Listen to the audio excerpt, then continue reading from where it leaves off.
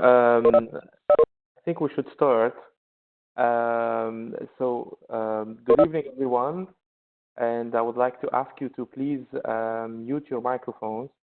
And if you have any questions, just please type in the chat your questions, or just say, I have a question, and then I will ask you to speak. And I would like to kindly ask you to leave the questions till the end of the talk, till the end of the webinar. So we'll take all the questions at the end. Let me start by introducing the presenter and, of course, the title of the webinar. So the webinar is titled 5G Opportunities and Challenges, and we're very happy to have with us Mr. Fram Akiki. And Fram Akiki, 11 days ago, left his job as Vice President, Electronics and Semiconductor Industry for Siemens Digital Industries Software, to co-found with his wife, Janine, a consulting group, which is called June Technologies. So June Technologies is a very new consulting group, was formed 11 days ago, which, of course, Fram will tell us all about it in his webinar. He has 35 years of experience in the electronics and semiconductor industry. Prior to Siemens, Fram was an executive for 12 years with Qualcomm in their chipset division and 21 years with IBM in their microelectronics group. Fram holds a BS in Electrical and Computer Engineering from Clarkson University and an MS in Electrical Engineering and an MBA in International Business from the University of Vermont.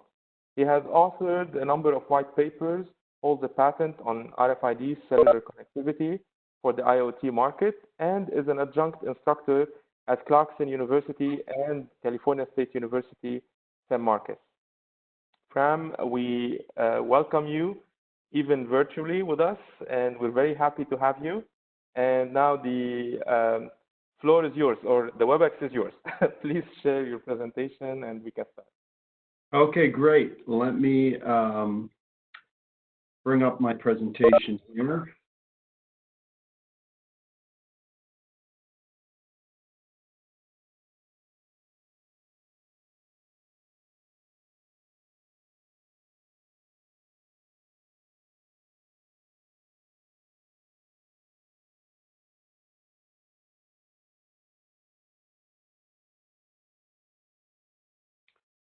Let me know when you can see the presentation. We can see it. Okay, excellent. And I'm just going to put it into present mode now. Okay, so you can see the presentation and you can obviously hear me. Yes. Excellent. Great. So good evening to everyone in Lebanon, and good morning and good afternoon to everyone else. First, I want to say that I hope you and your families are all safe and doing well. I would have much preferred to have given this presentation in person, and I still hope in the future to be able to get onto campus at AUB and make this presentation live. It's a pleasure for me to join you today for this AUB LebNet webinar on 5G. So I want to start off by first saying I'm not related to George Akiki, who's the CEO of LebNet. George likes to state this whenever he speaks, so I feel compelled to tell you that as well. As you may have heard in some of the chit-chat we were doing earlier, my background is from Kfar Debian, and actually George recently discovered that his great-grandfather left Kfar Debian in the 1800s. So as Joseph mentioned, 11 days ago, I left my role at Siemens to co-found a new company with my wife, Janine. We're focused on helping clients with a variety of management, technical, educational services. Combined, Janine and I have over 65 years of expertise in the industry. It includes executive appointments with IBM, Qualcomm, Siemens, and Global Foundries. Some of you may be wondering where the name June came from. So early on, we wanted to tie the company name somehow back to Lebanon.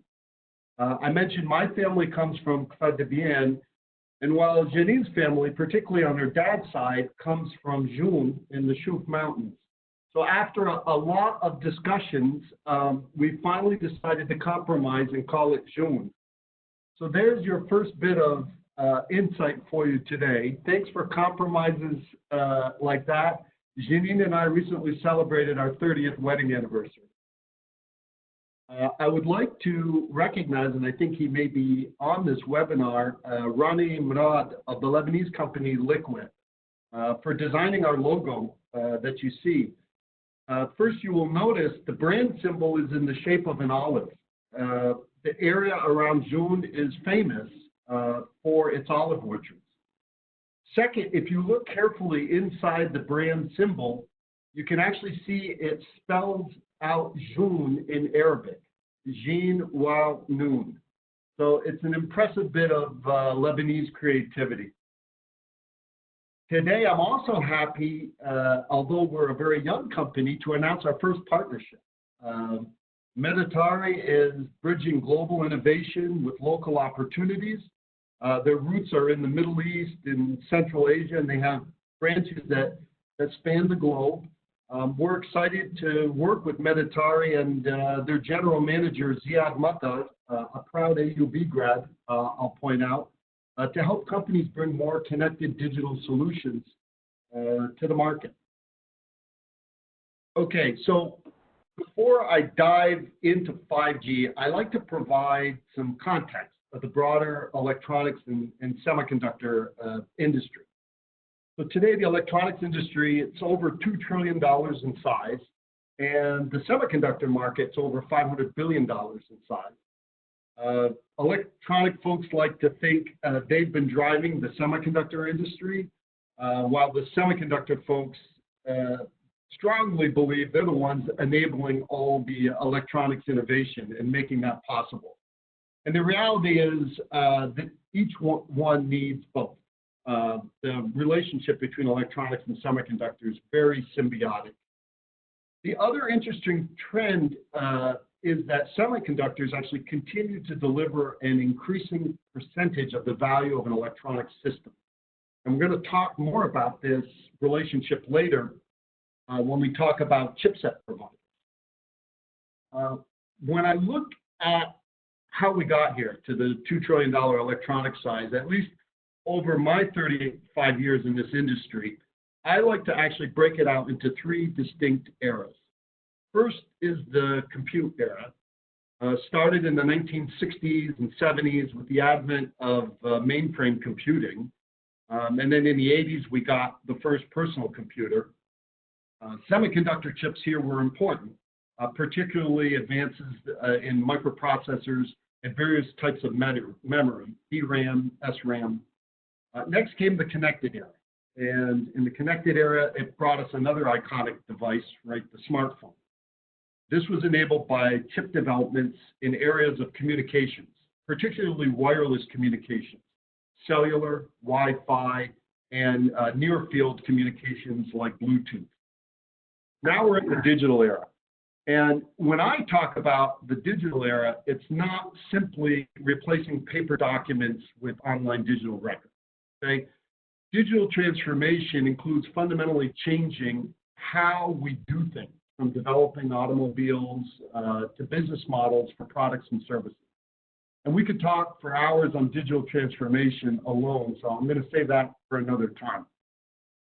Last year, when I was still at Siemens, I held an executive council for 16 C-level and senior vice presidents from top companies like Lenovo, TSMC.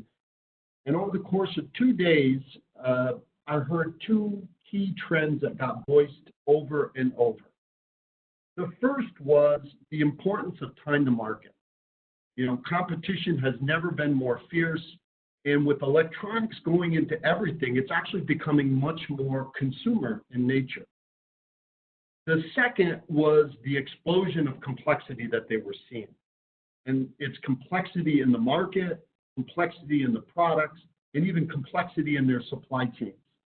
So I'm going to talk more about this complexity factor when we look at the 5G ecosystem. Okay, so what's driving this growth in electronics and semiconductors?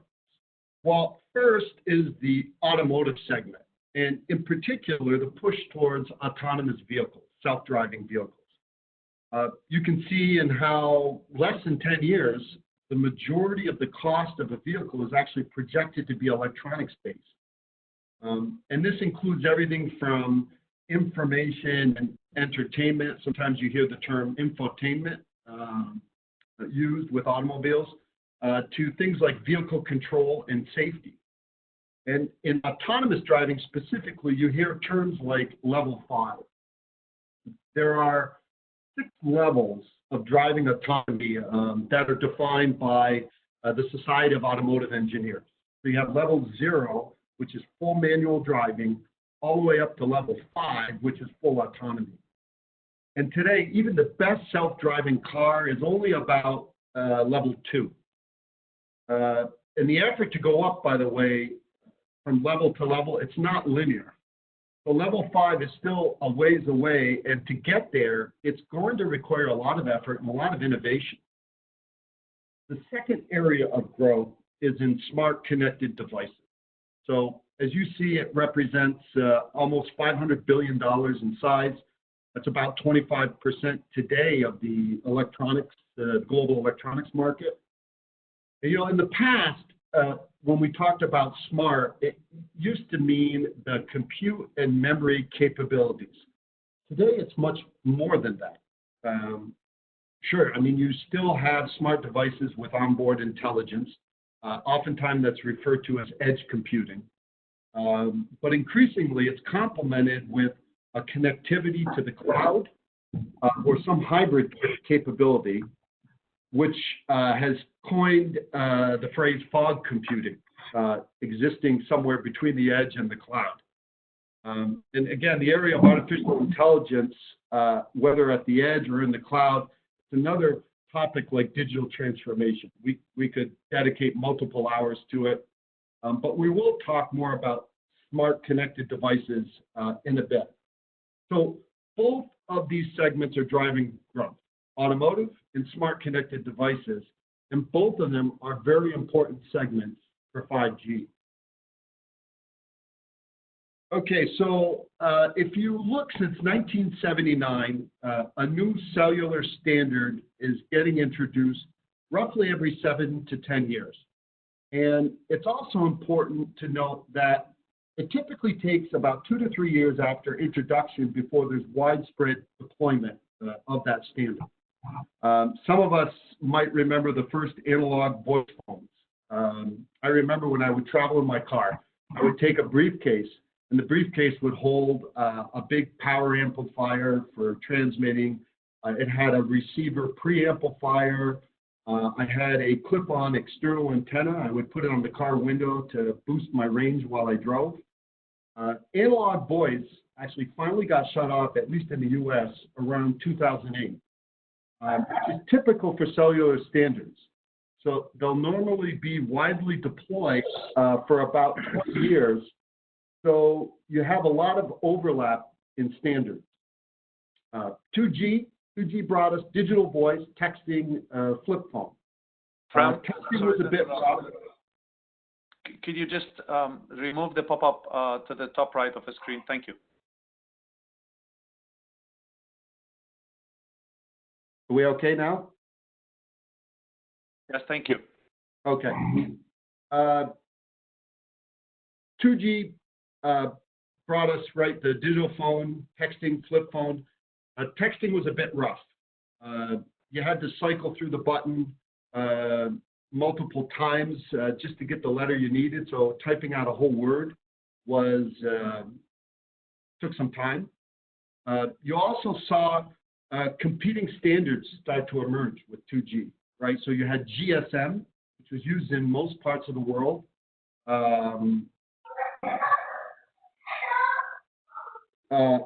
And you had CDMA being deployed in the US, most notably by Verizon.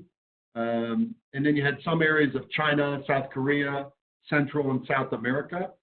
3G was a standard that helped spawn the smartphone. We had the first concept of internet on phones via MBB or mobile broadband. And we had the first applications or apps really start to emerge, particularly ones that use GPS capabilities for location-based services like mapping functions. And then on voice and text, global roaming capabilities became much more prevalent. 4G has really brought the video era to cellular, including streaming of things like on-demand, high-definition content. It also represented a reunification of the competing standards into a single standard, LTE. And 5G will give us better ETTL, everything you see to the left, and more. One thing 5G will not give you is COVID-19. So I've heard these theories, and there's absolutely no scientific basis for that. And given that the infection has a clear cause, it's a coronavirus. So unless an infectious person coughs all over your 5G phone and you decide to lick that phone, there's no relationship here between those two. Okay. So,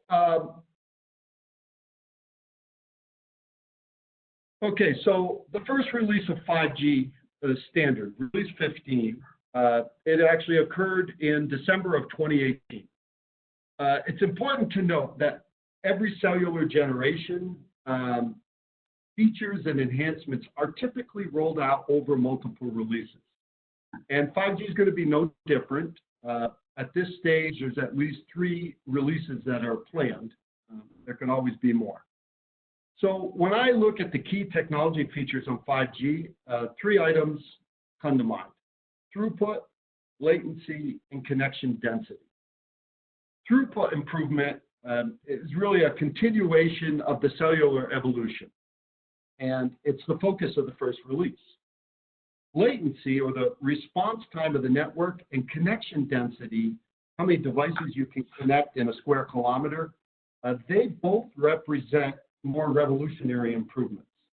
Latency improvements you see will come with release 16 in June of this year, and then they're going to be further improved with release 17 in late 2021. Connection density enhancements will come primarily with release 17 in late 2021.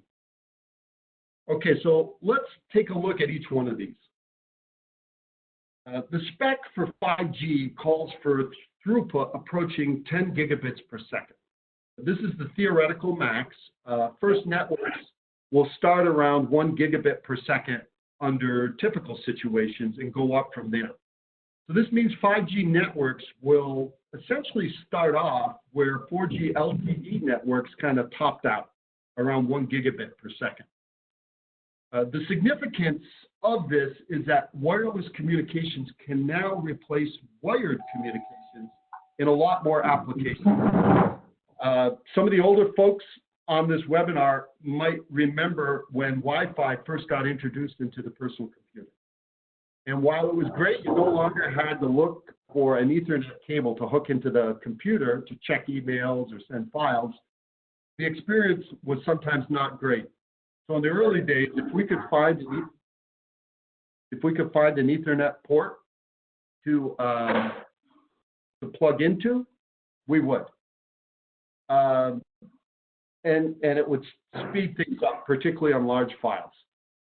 Today, Wi-Fi technology has, really advanced to the point that in most use cases, the experience is same both for wireless and wired. Is there a question or just a background noise? Can please everyone mute your microphones? Okay, I think it's just background noise. Okay, no problem. Just wanted to make sure. Thanks. If you have a question, please just let me know or type in the chat. Thank you, Frank. Thank you. So today, right, Wi-Fi technology is really advanced to the point where most of the use cases, it's the same experience, wireless or wired. And this is what we expect to see in 5G, particularly in a couple of key areas that are dominated by wired communication today. The factory floor and access to the home. So in electronics manufacturing, you hear a lot of discussion today about Industry 4.0 or the fourth industrial revolution. And I mentioned earlier how electronics is going into everything and becoming more consumer in nature. So consumers expect choices and they expect to be able to personalize their product. When I graduated from college, I had saved enough money to buy a stereo. And back at that time, just about the only choice was, did you want to buy it in black or silver? By the way, I chose black and I still have the stereo. But today, think about buying a laptop.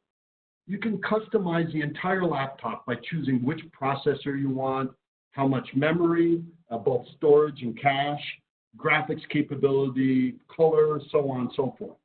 And so for electronics manufacturers, this means dealing with everything from a lot more part numbers in the manufacturing line to incredible complexities trying to manage that supply chain. And so with Industry 4.0, the idea is you use automation, data exchange, and artificial intelligence to meet the manufacturing needs of modern electronic products. Equipment on the floor, particularly advanced robotics, both require and generate tremendous amounts of data. And so being able to free up the factory equipment from communication wires provides incredible benefits in flexibility of implementing equipment on the floor and changing it. The other area is access into the home, sometimes referred to as the last mile. It's still predominantly dominated by copper wire.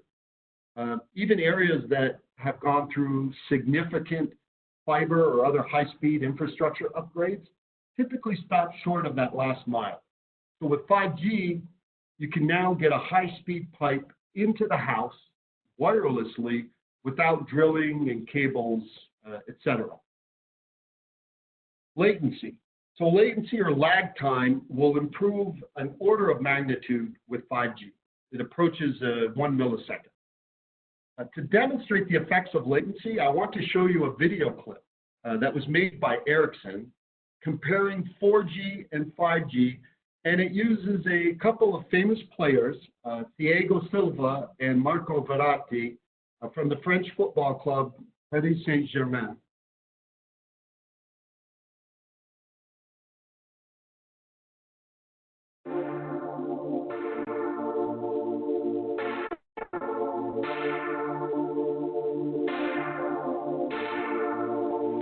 Hi guys, good. So today you're going to feel the difference between 4G and 5G. Do you see everything? Yeah. Let's find out, bro.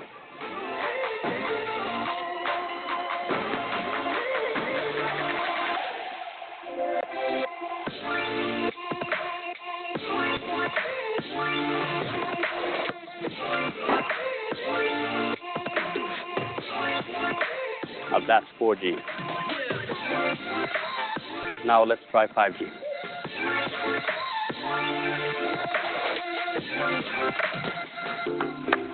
Easy. Yeah. Well done, bro. Thank you. That's 5G.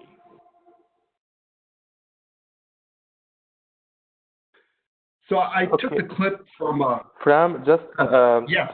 So I have a comment. If you can please provide the video or the link to the video of the that you just showed of Ericsson. If you have a YouTube link, we can put it on the chat, and then the audience can watch it later on. But I have to say that also this talk is recorded, so you'll be able to watch it as well at a later time. Okay. Yeah, I'll be happy to send the link. It's out on YouTube. In fact, I think if you just do a Ericsson 5G Paris Saint-Germain lookup, it'll come up. And I took a clip from that video. The video actually continues to go on, and they compare 4G, 5G. The players are trying to dribble and pass to each other, and it's actually pretty entertaining.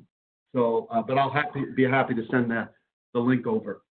The point here is that 5G latency enables real-time control. So this is going to be very important for situations like autonomous driving. In order to move self-driving cars up higher in the autonomous level definition, in other words, make them safer, the vehicles have to be able to communicate to a lot of different devices. Other vehicles, small cells, beacons.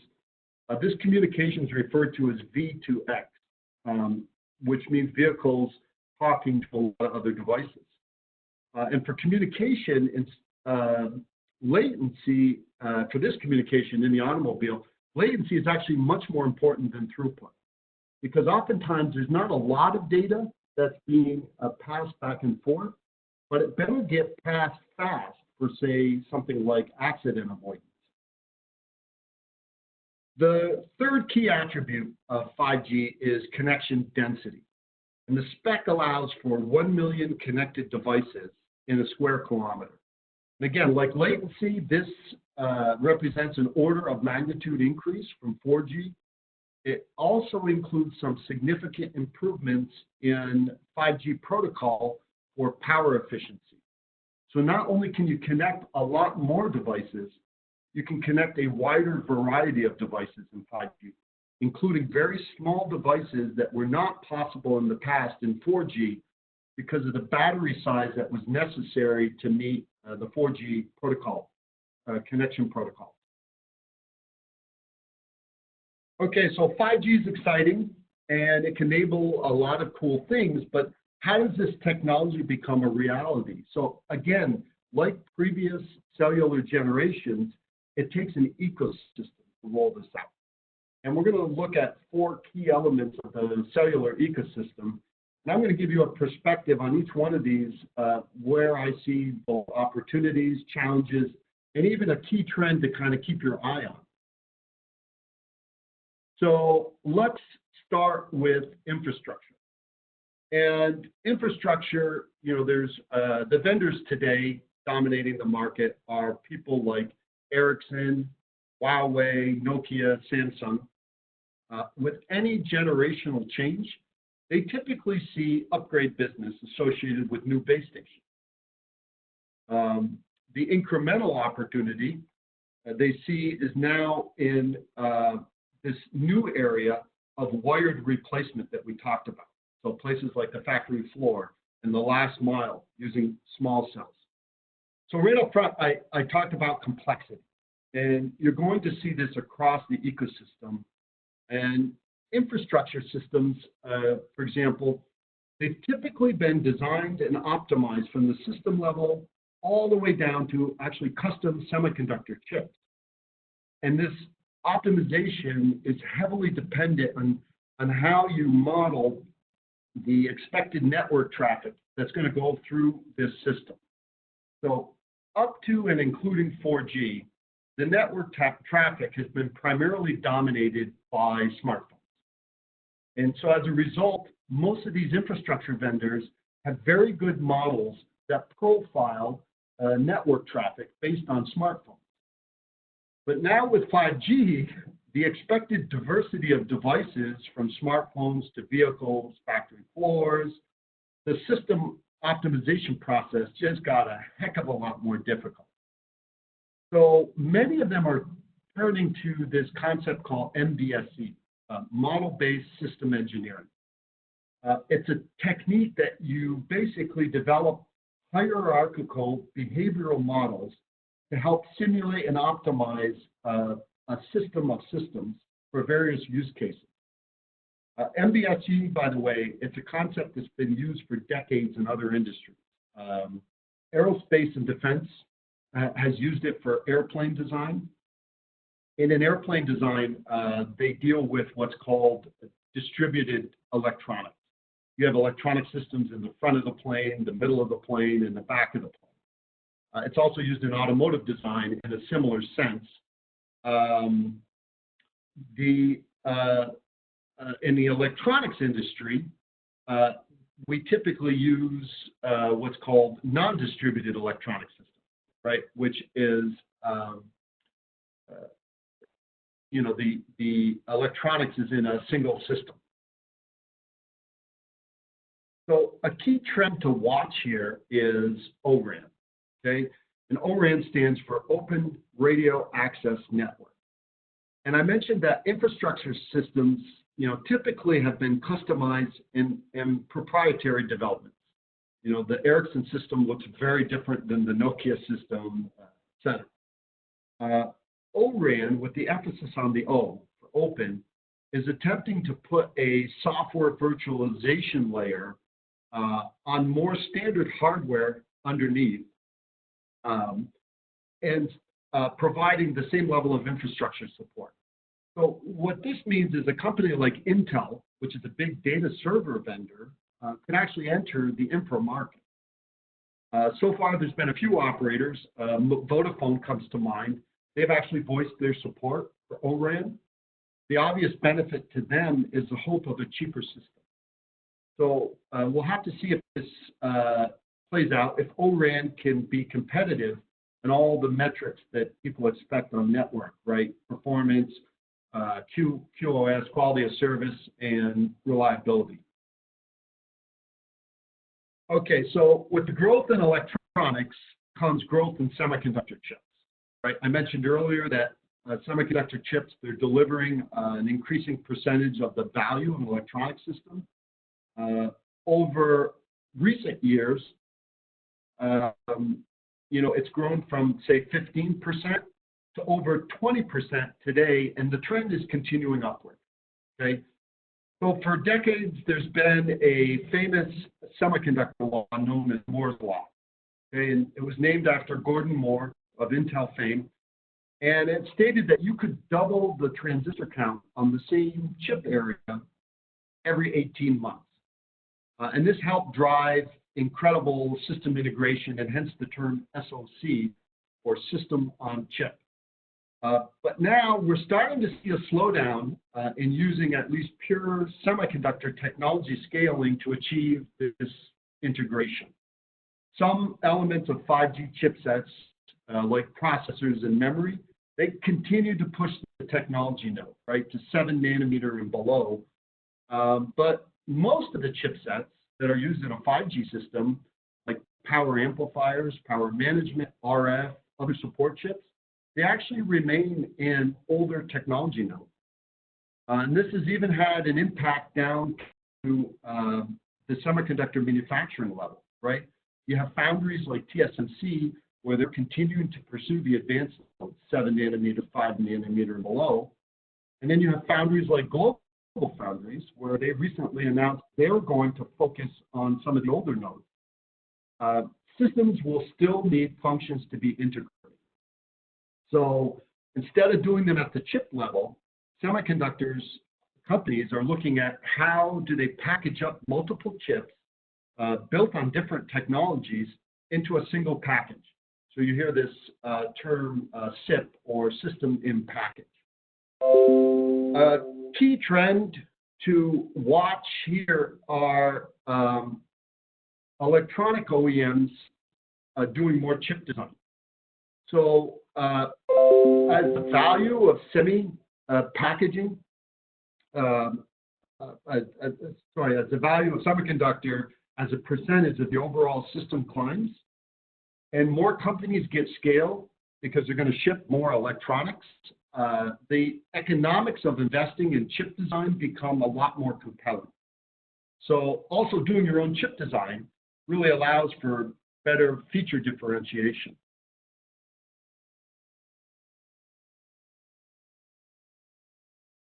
Okay, so when I first put this webinar together, there are two things I knew I had to mention. The first was Fram Akiki. The second was 5G modems.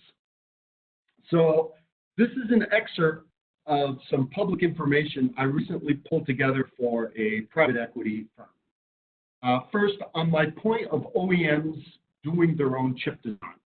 The three smartphone OEMs in order are Samsung, Huawei, and Apple. And each of them do their own SoCs.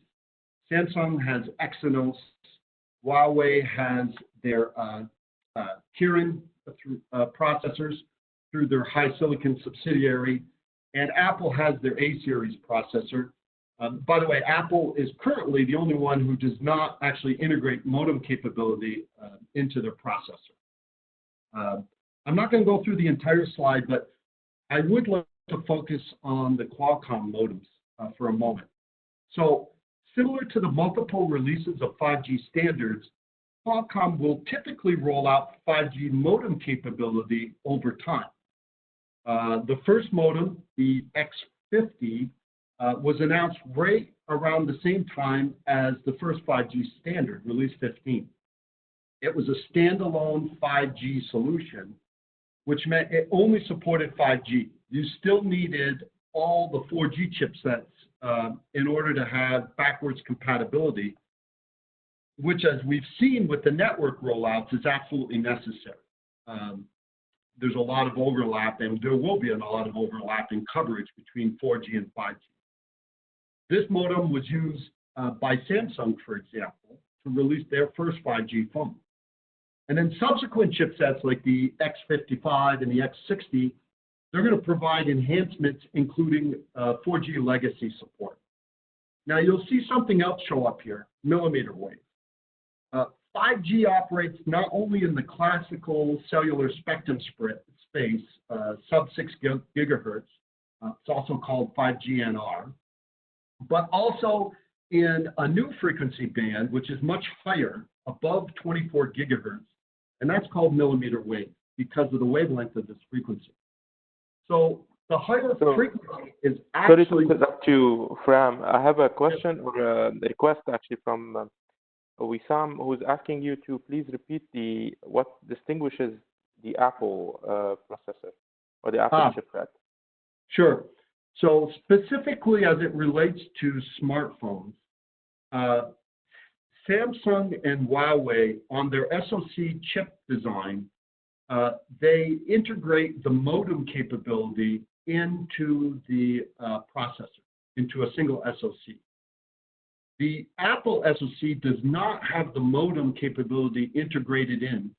They've designed their, A9, A10, A11 processors, and they actually put an external modem. Right now, their primary source for that external modem is actually Qualcomm. So that's the difference. Apple buys an external modem from Qualcomm, and they put that into the iPhone. Whereas Huawei and Samsung, in their phones, they have their own modem that's integrated in with their processor SoC. Okay, great. What I was mentioning on millimeter wave, the higher frequency of millimeter wave is actually one of the ways that 5G achieves faster latency. So the drawback of higher frequencies is the range of use and the susceptibility to interference, like buildings and walls.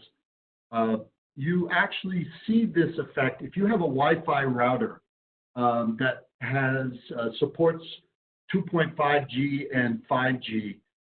By the way, here in the Wi-Fi router, that G refers to gigahertz, not generation. So what you see is the 5G or the 5 gigahertz channel typically provides better performance for you if you're close to the router. But as you get further off, it drops off faster. And the 2.5G or the 2.5 gigahertz channel actually provides you with better performance. Okay, so the device OEMs, they're very excited. They're excited about the growth of connected devices. And the idea of not only selling smartphones, but smartwatches, health monitoring devices, smart home components, right? The list goes on and on. So a big challenge for them is something that I call Big E, Big M. And this is trying to integrate complex electronics, the Big E, into a challenging mechanical environment, the Big M. So take a smartphone, for example, okay? OEMs are trying to put more features and functions like advanced cameras, bigger battery capacity, while still keeping the thickness of a smartphone to that magical 7 millimeters or less, right? So, and the problem becomes even worse for real small connected devices. So a lot of the OEMs are looking at something called multi-domain solutions. Basically, this allows for electronic and mechanical design to be done in a very collaborative fashion. So in the past, right, design functions typically existed in kind of separate silos. You had the mechanical engineers in one place and the electronic engineers in another, and they only communicated occasionally. The mechanical team, for example, would provide the enclosure and tell the electronics team that, okay, you got to design your electronics to be within this outline. And, you know, they would hold maybe interim designs. Now what you see are design teams are talking about collaborative ECAD, MCAD, electronic CAD and mechanical CAD, where data can actually be exchanged real time. This was a big feature for us at Siemens, particularly after we bought Mentor Graphics. Since we had developed a strong collaboration solution called NX, which was the mechanical CAD, and the Mentor Graphics had an ECAD solution called Expedition. So the collaboration combined with something we called simulation-driven design, which was an iterative simulation design cycle. Instead of waiting until the design was complete to run simulation, we did it in a much more iterative fashion. It's another technique that device OEMs are using to get their designs, first of all, first time right, and to get them to market fast. Remember that key trend I talked about. So an interesting trend to watch with all of these devices is the shift, where people are shifting from, you know, buying a piece of hardware to a service, something that continues to deliver value over time. I like to call this the Uber business model being applied to electronics, right? It's not about the physical taxi that's coming from an automobile company. It's about the service, right, that Uber is delivering. And one area that you start to see this emerging is in the area of home automation, where you have a number of companies focused on providing services like intrusion alert or temperature monitoring. And the hardware is really provided as an enabler, but not necessarily something that gets featured up front. For operators, the opportunity here is about connecting more devices in more places.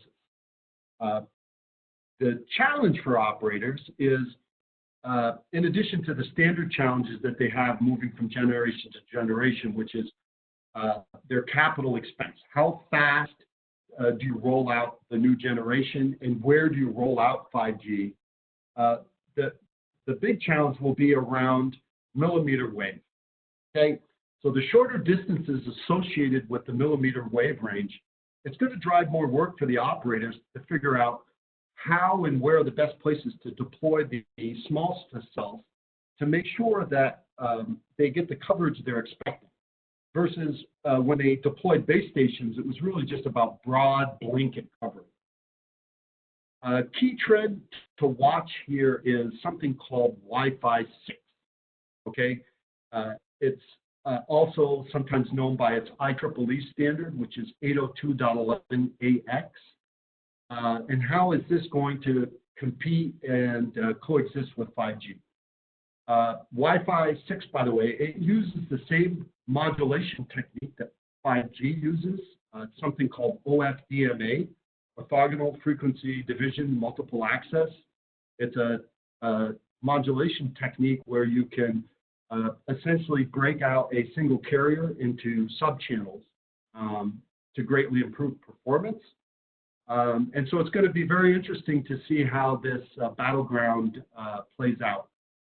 Again, you can go out and read a lot of literature on this. Obviously, the operators like Verizon, they've made some recent statements that, you know, 5G is going to kill Wi-Fi in the factory floor. Obviously, they're saying that for their own reasons. But it'll be interesting trend to watch. Okay, so we've talked a lot about how we can expect a lot more smart connected devices in 5G, beyond just smartphones. So I thought it would actually be helpful to walk through a real life case study of what this journey looked like, since history has a funny way of repeating itself. So back about 10 years ago, Qualcomm was riding high on the whole smartphone boom and was looking at, this technology is great. How could we deploy this same cellular technology to other markets? And one that we had identified was the compute market, laptops and tablets. I mentioned earlier about Wi-Fi in laptops. We actually studied Wi-Fi adoption rates and saw from the time it was first introduced as an option to where it became standard on every laptop was about 8 to 10 years. So our thinking was we could replicate this adoption, except do it with cellular. So like Wi-Fi, we decided to target the first adoption to be in business laptops. The price point tended to be higher, which was good. And we saw some specific use cases, particularly highly mobile employees, like an insurance adjuster or oil and gas workers, that could benefit from cellular connectivity. So right away, we saw that we were talking different languages. Okay? We were so smart of this smartphone boom and our technology that we thought we could go in, tell the PC OEMs, the personal computer OEMs, how great our technology was, and essentially convince them to become just like a smartphone OEM. We would give them chips and software from us, and they would do the rest. And for us, this was going to be really easy, great, incremental business. Well, we were wrong. The PC OEMs very politely, maybe not so politely, there's one meeting that sticks very clearly in my mind. They explained to us that their business model was very different. So PC OEMs, unlike smartphone OEMs, they really are more integrators of technology, and they're heavily focused on marketing and their brand, more than what I would call hardcore design and development. And they certainly had very little expertise in cellular design and development. So we needed a translator to bridge that gap. And that translation was a cellular module that we called Gobi. And what Gobi did was essentially provided a black box functionality that they were looking for, to be able to just plug it in their system and go. And they weren't really concerned what was inside the black box, but they had two key requirements. The first was they wanted it to be plug and play as much as possible. So cellular companies and cellular, right, it operates in what's called licensed spectrum.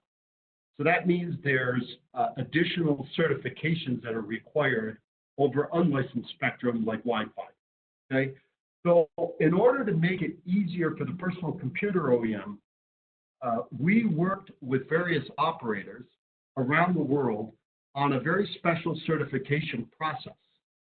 So essentially what we did is we did 95% of the operator certification work inside this black box, inside the Gobi module, so that when it got plugged into the PC, there was very little incremental certification that was necessary for them to do it. The second key requirement from the personal computer OEMs was they wanted to be able to use a single module across the entire world. Okay, they didn't want a module for the US and one for Europe and one for Asia.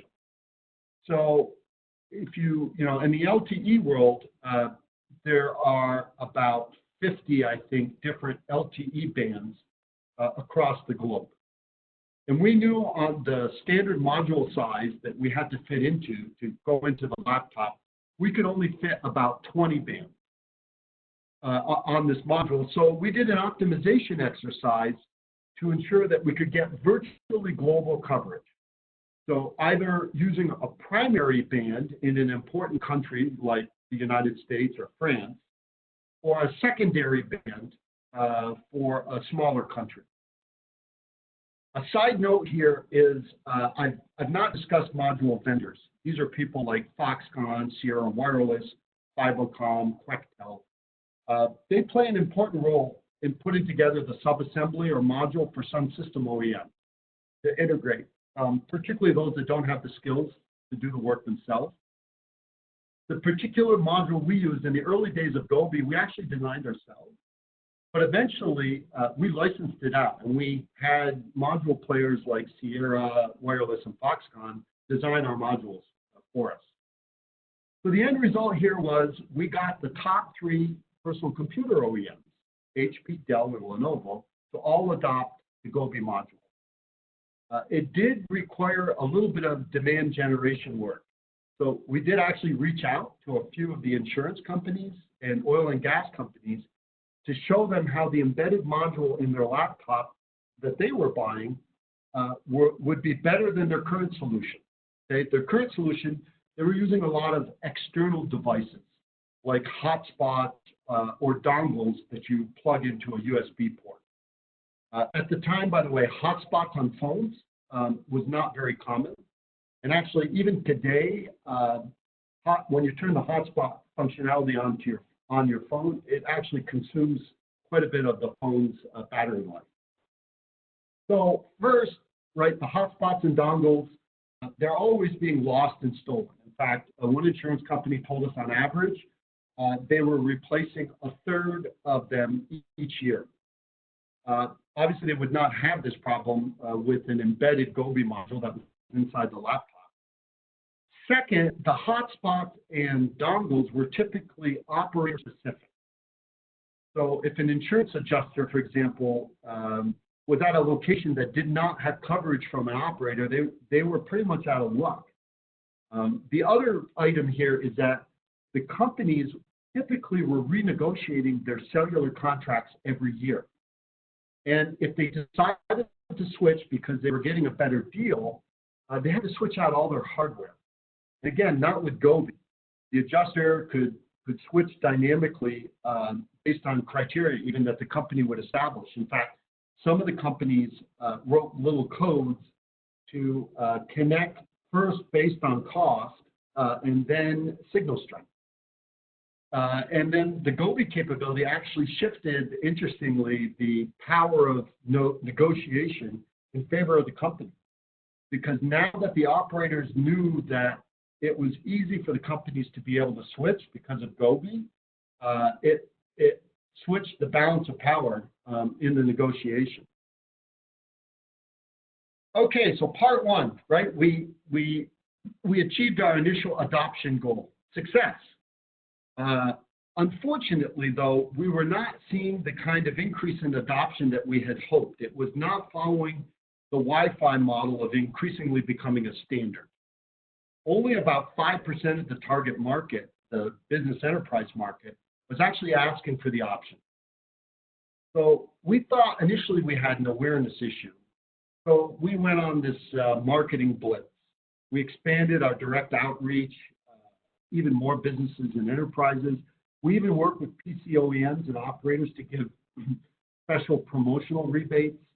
And it helped a bit, and the adoption rates would go up, but then unfortunately they would drop right back down once we removed the promotion or the rebate, and we certainly couldn't afford to continue the rebate. So we had a big concern. We had a concern that the solution was going to be just a niche solution, or in fact, even worse than that. The PC OEMs might say, this is no longer worth the effort and abandon it altogether. So the idea that we had was to get our IT organization, the Qualcomm IT organization, to buy all their laptops with Gobi, 100% attached. So when I was young, I would go into the kitchen, and while my mom, God rest her soul, was cooking, she would always try a little bit of the tabbouleh or hummus or whatever she was making. And she would say, Fram, you have to eat your own cooking to know it's good. So we thought Qualcomm needed to eat its own cooking. So we sat down with the Qualcomm CIO, and suffice to say, not only did he not like our cooking, he also thought it was very expensive. business laptops, right, typically cost about $1,000, and the mobile broadband option was typically adding about $100 to the laptop, or 10%. And then on top of that, you had to activate a data plan, which could be $20 a month. So this was all a non-starter. So we tried to work on both items, but we weren't making progress. The laptop OEMs, they were buying this module for about $50, and their expectation was they were going to get 50% margin on this to make it worth their while as an option. They had some incremental expenses that they had to cover, integration costs and some marketing costs. The discussion with the operators was even worse because the 5% that were using it, it was extremely lucrative business for them. And they didn't want to do anything that was going to risk that business. Okay, so the breakthrough came in, actually it was a very casual follow-up discussion with the CIO. And he was mentioning, just complaining, all of his time was being consumed on security and security issues. And he made a comment, he said, boy, I really wish we had a secure laptop. And right then, my Lebanese instinct, it kicked in, and I said, we have one. So we immediately went to the laptop OEMs, right?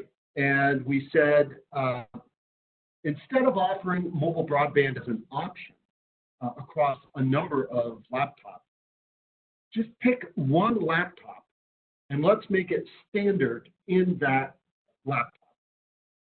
It reduced the expenses and it allowed the laptop vendor to do some things around special pricing without impacting their other laptops. With the operator, we worked with them to put together a very special low data rate, low price activation, only used for security monitoring. And if there was an event, like the laptop got lost or stolen, or you wanted to locate it or track it, they could charge a much bigger one-time fee, because companies like Qualcomm would be willing to pay that one-time fee if they're trying to recover a laptop. And then finally, we worked with an ISV, independent software vendor, to ensure their tracking and disabling software that was already on these laptops, and it was enabled on Wi-Fi, that it would work on cellular. So the net was Qualcomm started buying all of their laptops, 100% attached, enabled with mobile broadband. So, of course, we didn't stop there. Like the TV ads here in the US say all the time, but wait, there's more. So now all the laptops had mobile broadband. We saw an opportunity to take it even further. So none of the employees actually knew that they had mobile broadband in their laptop. Okay? It was simply enabled in there as a background security feature. So what we did is we worked with the IT organization to roll out a special 3-month trial where employees could use the cellular capability in there in 2 ways. The first is we took the top 5 internal applications that were being used by employees, things like Salesforce, the Qualcomm intranet, expense reporting, and we enabled them via cellular in the background so they could connect wherever they were, on the road, in the airport. It was click and go. And this was a concept that was similar, if you remember, to the very first Amazon Kindle devices. They actually used cellular, it was on the Sprint network, connectivity. People didn't really care about the cellular connectivity or how it worked. The only thing they knew is they could download or read a book anywhere. The second option we gave them was to give them an affordable pay-as-you-go option similar to Wi-Fi. So you could buy a day pass, a week pass, a month pass, and you'd have access to the full internet, not just the top 5 sponsored apps. This option actually had another benefit. So the CIO had actually told us that roughly 3% of the people, Qualcomm employees, that were using free Wi-Fi when they went out on the road, they were coming back with malware on their system. And this malware was very expensive for Qualcomm. It obviously hit productivity. And in a lot of cases, he said that the systems would have to come in and they'd have to re-image the whole laptop. And re-imaging a laptop is typically a whole day process.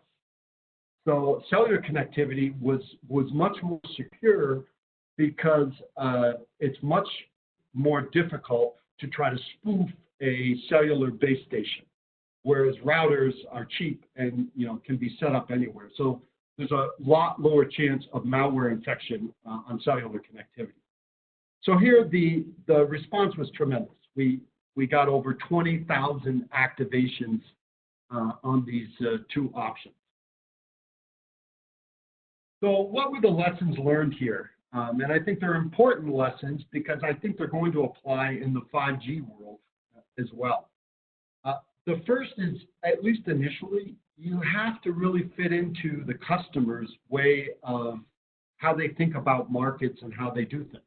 So remember, 5G is going to open up a lot of new devices, different devices, and these are going to be people who maybe are not as familiar with the cellular ecosystem as smartphone OEMs.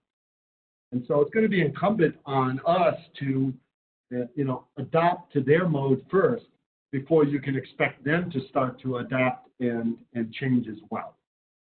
The second, which was obviously key in this Gobi experience, is focus on the value of the solution, right? Solving a pain point or doing something that you just couldn't do before. It was not possible. Simply trying to sell faster speeds or access to better technology doesn't work.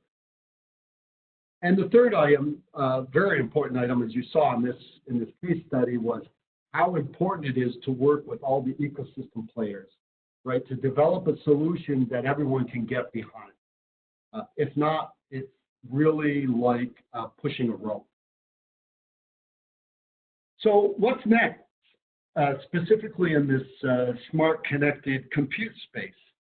The vision that you hear a lot of people talking about with compute devices is they really would like the device to operate more like a smartphone, particularly in two key areas. The first is a smartphone is always on. You can, it usually stays on from the moment you wake up until you go to sleep. And then you charge it overnight and repeat the next day. Compute devices are getting better, but not quite there to operate full day. Second is the smartphone is always connected, right? You get texts, you can check your email, everything's being updated real time, no matter where you are, on the road, in the airport, at home. Compute devices, not so much, particularly if you're outside the home. So here there's an interesting battleground developing between Intel and Qualcomm. Okay, so Intel, a leader from the compute side, they're trying to make their platform perform more like a smartphone. They actually call it Project Athena, or one of the aspects of Project Athena is right around that. The challenge Intel has is getting their power consumption down. The x86 instruction set architecture that's used in their microprocessors, it's highly optimized around performance, not so much power. They recently, by the way, announced a partnership with MediaTek and Fibocom. So MediaTek is providing the 5G chipsets and Fibocom the module to essentially replicate what we did with the Gobi module. Intel, by the way, they used to have their own 5G modem group. They recently sold that to Apple. This was a group that Intel had purchased from Infineon. So to that earlier question about the difference in Apple not having integrated their modem, there's a lot of eyes on Apple that given the purchase of this group, will they eventually at least develop their own standalone modem and then potentially integrate it in like Samsung and Huawei do. Qualcomm, on the other hand, here, right, they're trying to come up with both processing power and software compatibility. So recently, Lenovo announced a device they call the 5G PC. which is actually based on an ARM processor. It doesn't have an Intel processor in it. It has an ARM processor from Qualcomm, and it's the same ARM processor that Samsung uses in their Galaxy smartphone. The ARM architecture, because of its legacy in the mobile space, has a clear power advantage, but it lags in compute performance, which you may or may not see depending on what applications you're using, whether they're CPU intensive or not. Qualcomm's also worked with Microsoft to get Microsoft to port the Windows operating system onto the ARM instruction set. And they've done this through a combination of native code compiling and emulation. So in the 5G world, this battle, I think, is going to be very interesting to watch. Okay, so finally, I would like to give at least my short perspective on what 5G could mean for LebNet. And I'm going to put it actually in the context and terms of this webinar, opportunities, challenges. On the challenge front, I'm sure I don't need to tell everyone that of all the infrastructure challenges that Lebanon has, like reliable electricity and traffic congestion, at least in normal times. And so here, a number of cities around the world, they're looking at how 5G can help enable a smart city. And certainly this can apply to Beirut and, in and out of Beirut, taking these concepts of smart cities that people are looking at that really get enabled by 5G. So I see this as one way 5G can potentially help Lebanon address some of the challenges. On the opportunity side, Lebanon clearly has incredibly skilled talent, with many able to speak multiple languages. Last summer, by the way, my wife Janine and I, we visited AUB, and afterwards we went over to the Beirut Digital District, BDD. And while we were at BDD, we had the opportunity to meet with Nisreen Turki and Christina Shakur of a company called IoTree.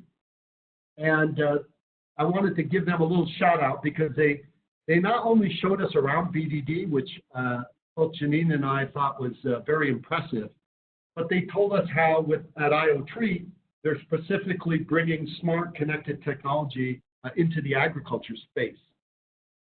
So one positive realization that has come out of this COVID-19 crisis is people are realizing you can work from just about anywhere in the world if you're connected. And so I see 5G has the capability of connecting the incredible talents of Lebanon to the rest of the world. So thank you very much. And I'm going to turn it back over to you, Joseph, to see what kind of questions or feedback we have. Absolutely. Thank you, Fram. Very interesting talk. Before starting the questions, I would like to also say that in addition to AUB and LebNet organizing this event, the IEEE Antenna and Propagation, Microwave Theory and Techniques, and the Microwave Joint Societies and the Magnetics Joint Societies are also sponsoring this webinar. We have a question that I kept on hold at the end from Mr. Daniel Hamade. Daniel, if you'd like to unmute and ask the question, or you would like me to ask it on your behalf, what would you prefer? Daniel, can you hear me? Okay, so I think, I'm not sure. Let me unmute him. So let me ask the question on Daniel's behalf. So Daniel is asking, when compared with equal channel size, or I think it's a comment, of an LTE channel, say 20 megahertz, the benefits of 5G and R supporting better battery power management in an SA and R versus LTE is not necessarily better. Also, ultra-low latency is still a concept and not supported by early NR releases, even with SA and R. So if you have any comment, Fram, for Daniel's comment, please go ahead. Sure. So agree with his second point, right, which is, we talked about the releases. In fact, let me go back to, this slide. And he's absolutely right. Things like latency and connection density will come with later releases. The first release, 15, is primarily through Throughput. By the way, again, this is not different than previous cellular generations. If you looked at when 4G, for example, got introduced, actually 4G initially did not have LTE Advanced, for example. And so when LTE Advanced came in towards the later part, LTE speeds, for example, went from 100 megabit per second, close to almost a gig. So I definitely agree with his second comment. On the first comment with respect to the performance,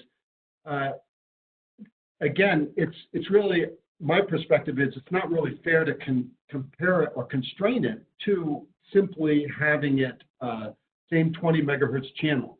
Because in fact, with 5G, you get enhancements, first of all, in expanding the frequency spectrum.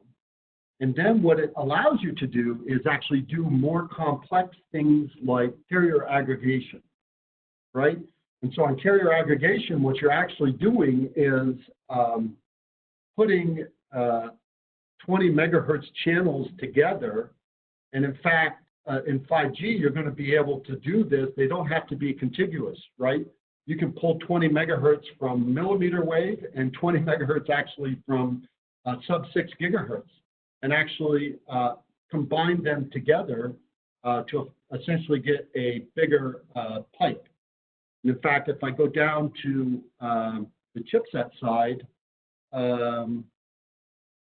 you actually, on the Qualcomm chipset, the X60 actually will support that.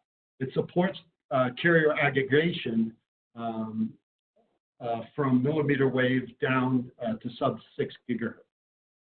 So yes, I guess technically within a certain constraint of a 20 megahertz band, you might not see the performance improvements, but there's going to be a lot of other techniques like carrier aggregation that, again, if you're the consumer, the only thing you're concerned about is what is the value or what is this doing for me, and am I actually seeing that performance?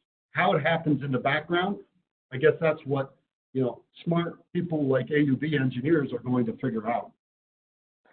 Right, awesome, very interesting. Okay, so we have a question from Cesar Jabber. Cesar, would you like to ask a question yourself, or? Cesar, can you unmute?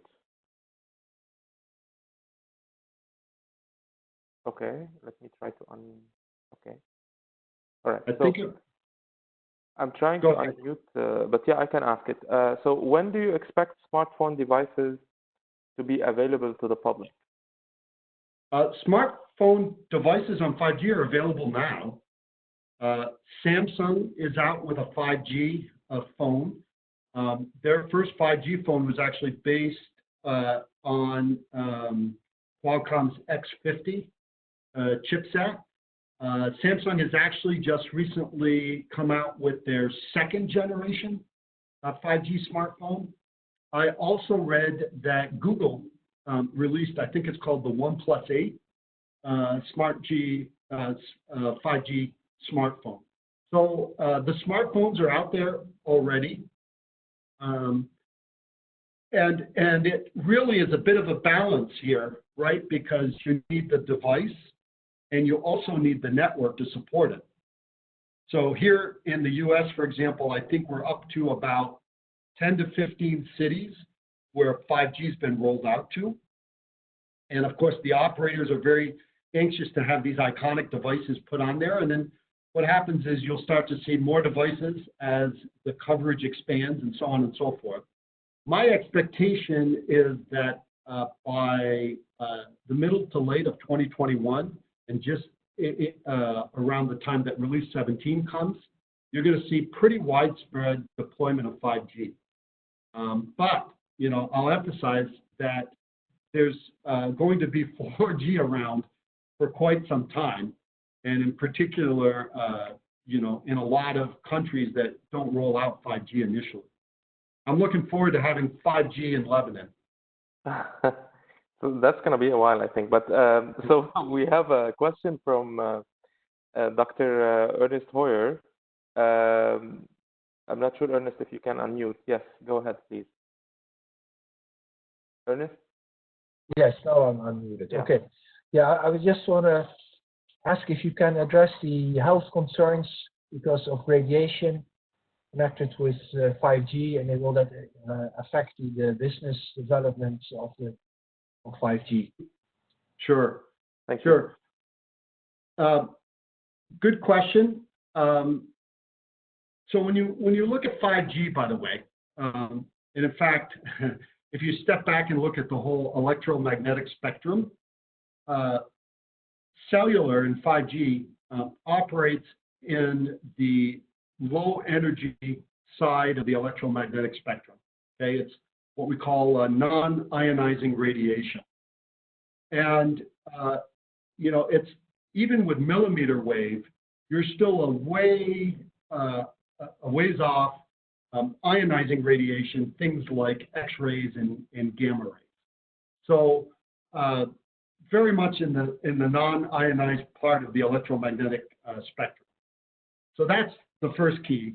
The second key is the power levels that you typically deal with in cellular technology are also extremely low. So as a result of these two things, most of the studies that you see, the National Institute of Health here in the U.S., even the FCC, et cetera, have basically said there's no adverse effects or no scientific data that supports any adverse effects associated with any of the cellular technologies, including 5G. So, that's at least the state of the art as we know it today. Should be, again, no concerns. And like anything else, right, as engineers, as scientists, we continue to look at data to ensure that that indeed continues to be the case. But I think those are the two key things that, I see. And in fact, if you even look at the kind of RF energy, similar to cellular energy that is around you, you're actually getting bombarded with things that are much higher in frequency and power than you are from a cellular technology. Yes, thank you, Fram. We have a question from Joseph. I don't know if you want to expand on that, being the communication expert. Maybe I don't want to add to what you're saying, but at the end, I'm leaving a question for you. But okay, I want to add. So there is a question by Mr. Saleh Osman. If you can unmute and ask the question, yes. Please go ahead. Hello. Yes, hi. We can Hello, hear doctor. I just want to ask, you mentioned that some people, you named a company, think that 5G eventually could kill Wi-Fi 6. I mean, I just want to, if this could be elaborated further. I mean, aren't they operating in different frequency ranges? Or what are the basis for thinking? Yeah. So let me just say, there is a debate around Wi-Fi 6 versus 5G. Okay, and operators like Verizon, they like to say that 5G is going to kill Wi-Fi in the factory. I think most people think that these two technologies are going to continue to coexist, not unlike how Wi-Fi and 4G have coexisted. I think Wi-Fi 6 is going to continue to play a big role indoors. 5G may make some inroads there, particularly at the factory level. And I think 5G is going to be the primary technology that's going to be used outdoors. So I don't see, this is, Fram Akiki's opinion, I don't see 5G killing Wi-Fi 6, and I don't see Wi-Fi 6 killing 5G. I think they will coexist. And by the way, just kind of further evidence to that is there's actually some standards committees that are working on how these two technologies can actually coexist in a similar frequency spectrum space. So I think you're going to see this coexistence be there and not one killing the other. Okay, thank you, Fram. We have another question from Mahdi Shahimi. Can you unmute, Mahdi? Yes. Okay, go ahead. Thank you, Professor, for this webinar. My question is for the next step after 5G. Do you believe that quantum communication infrastructure will be a reality in the foreseen future? And what are the plans of Qualcomm in that direction? Well, I have to, first of all, point out I no longer work for Qualcomm. So whatever plans that they may have, I'm certainly not authorized to speak for. But, you know, if you go back to here, right, and I talked about new cellular standards kind of rolling out every 7 to 10 years. If we stay on that same kind of track, you know, that would say we would expect 6G, for example, to be about, you know, 6 to 9 years from now, 2026 to 2030. With respect to your specific question on quantum, I absolutely believe it's going to play a role. When we were at Siemens, when I was at Siemens, we had identified actually 3 key technologies that we talked about and as part of digital transformation. One of them was AI, which I mentioned earlier. One of them was 5G, which we talked about here. And the third was actually quantum computing. I think the capabilities, and as you probably know, right, quantum computing has a very big tie into artificial intelligence and machine learning in terms of how it can really sort of revolutionize that and take it to the next level. So, I definitely see that, but you know, we'll have to see what develops over the next 5 to 7 years. And actually, Joseph, I would love to get your perspective from an academic standpoint, you know, what your thoughts are on the quantum piece, because it's such an emerging area, like a lot of emerging areas, you know, we do look to the academic community to provide a perspective here.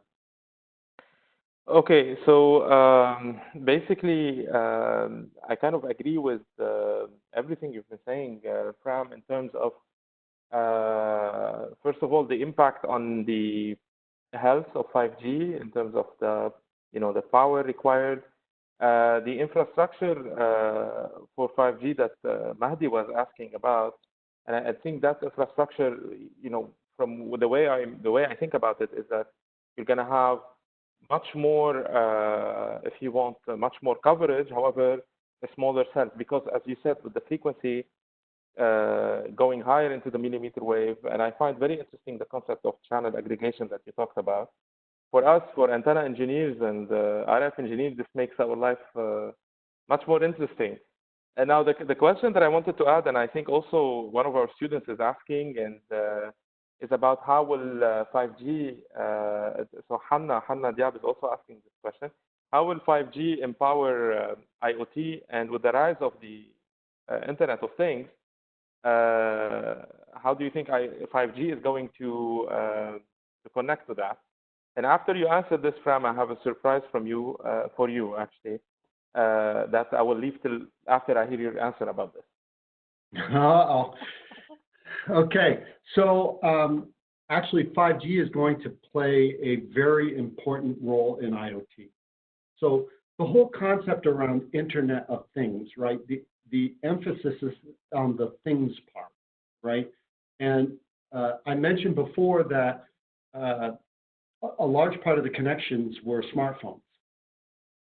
What 5G does is, particularly the power efficiency and the connection density, those two operating together I talked a little bit about this. It now allows you to connect a lot more different things to the internet, particularly items that are very small in nature. So, I talked about the protocol piece. The 4G protocol had certain protocol standards in it that dictate how often you have to ping the network and how much data you got to send back and forth just to stay active on the network.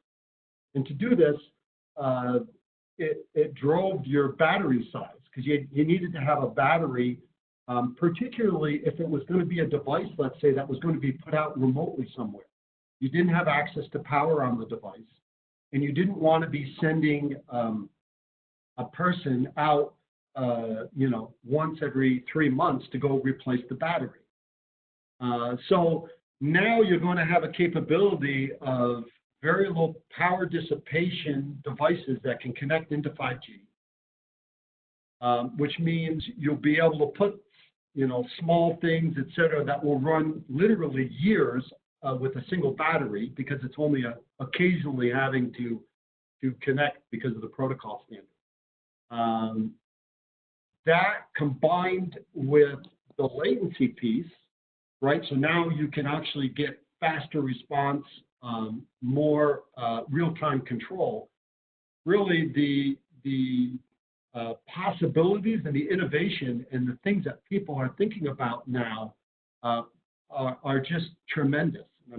I'm actually hopeful that there's going to be some innovative IoT devices coming out of Lebanon, AUB, BDD, and the skilled talent that is down there on IoT.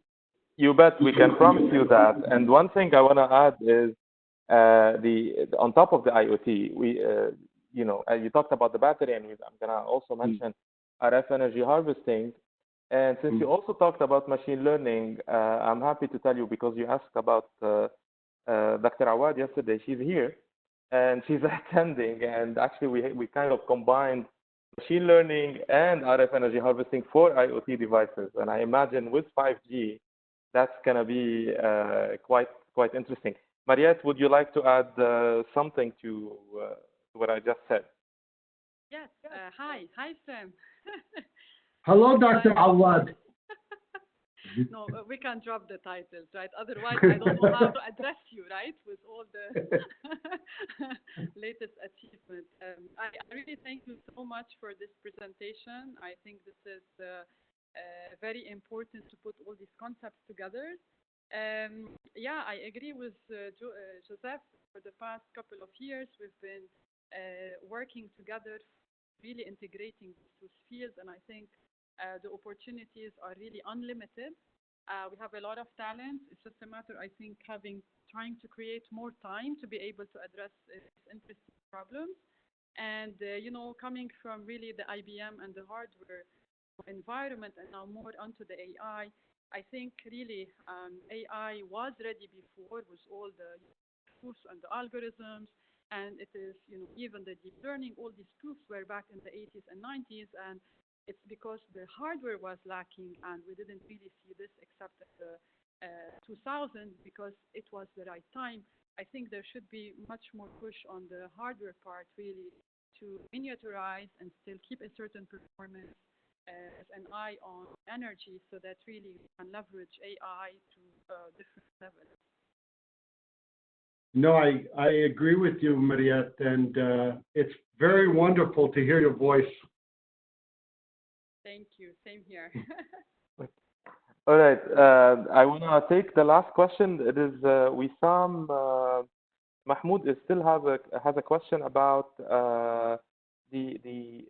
and I think you've answered it, concerning the myth that cancerous effects may be due to 5G. I think we've answered the question of health effects of 5G. And the major point here, go ahead, Fram. I don't want to answer on your behalf. So please. No, I mean, the major point that I made really, right, was around where 5G and cellular operates. It's in the low energy portion of the electromagnetic spectrum, right? Non-ionized radiation. And that combined with the low power levels Yes. you know, makes it safe. And I think if you want to add on to that, Joseph, Yes. I'll give you a chance. I think the low power levels is key. Also, you know, when we go to millimeter wave, the penetration depth is going to be lower even. So low power levels, lower penetration depth. The only thing that needs more studying, and I think that's why 5G hasn't been fully deployed. I mean, it's tested in some cities, but hasn't been fully deployed yet, is the need for additional transmitters, or if you want, the need for more coverage, because you're going to have with increased data range, and that's the one thing that, you know, that is still being studied. But other than that, I don't see any major concern, especially as you said, no COVID concern from 5G, but, and you know, no cancerous effect have been proven, let's say. And this question has been also asked for, you know, cell phones and a lot of all wireless devices mainly. Yeah. Okay. So any more questions from the audience? Okay. I want to thank you, Fram, very much for the presentation. And I want to thank everybody for attending. You know, I know now it's iftar time also, so people left to go to, you know, for the iftar. And thank you, Fram, again, and thanks to LebNet for this great, you know, collaboration. And we hope to see you in Lebanon, Fram, very soon. Inshallah. Inshallah, yeah. Thank you very much. My pleasure. Okay, thank you. Thank you. Right. Bye-bye. Bye, everyone. Bye. Thank you. Bye-bye. But Fram, I sent you a WhatsApp message. I'm not sure if you got it. Happy birthday, Fram. Happy birthday. Okay. Thank you. Who said happy birthday? Is it your birthday today? Well, we could have, you know, sung you happy birthday. It's yeah. I'm finally 21. Oh. Well, you know, I don't believe I'm older than you, Fram. Thank you very much. يلا إن شاء الله نشوفكم بلبنان الله راد. Inshallah. Okay. All right. Bye bye. Bye bye.